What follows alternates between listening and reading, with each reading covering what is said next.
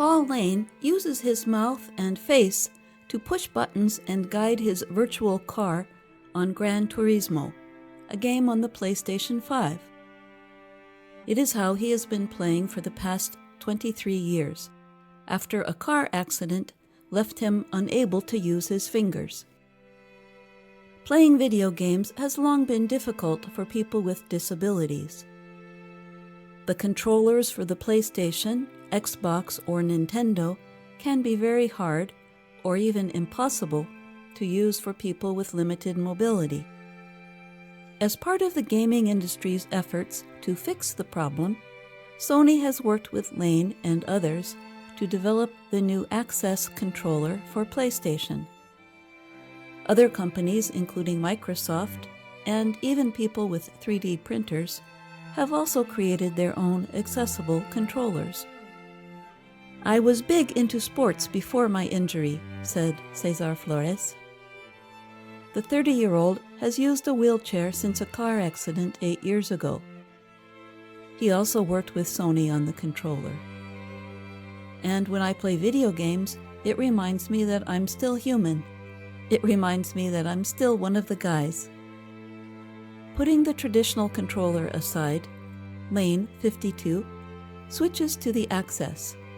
It is round and customizable and can rest on a table or wheelchair tray. It can be customized in many ways, depending on what the user needs.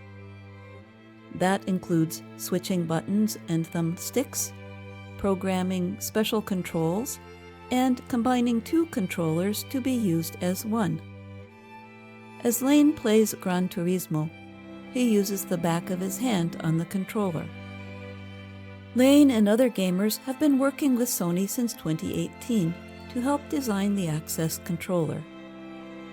The idea was to create something that could work for many people with different needs, rather than centering on any particular disability. Mark Bartlett is the founder and executive director of the nonprofit Able Gamers.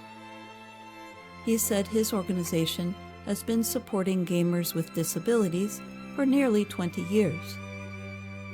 Able Gamers also helped both Sony and Microsoft with their controllers. The last 5 years, I have seen the game accessibility movement go from independent studios working on some features to AAA games being able to be played by people who identify as blind, he said.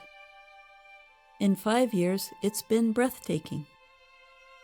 PlayStation's Access controller will go on sale worldwide on December 6th and cost $90 in the US.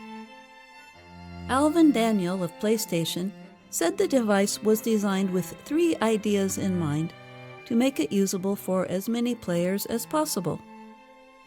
First, the player does not have to hold the controller to use it. It can lay flat on a table or wheelchair tray, for example. It was important for it to fit on a wheelchair tray, since once something falls off the tray, it might be impossible for the player to pick it up without help. It also had to be durable for this same reason. Second, it is much easier to press the buttons than on the common controller. It comes with buttons in different sizes and shapes, so people can experiment with shaping it the way it works best for them. The third is the thumbsticks, which can also be changed depending on what works for the person using it.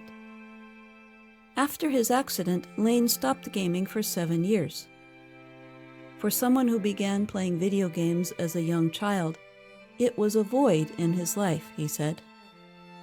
Having gaming and having an opportunity to game at a very high level, to be able to do it again, it is like a reunion.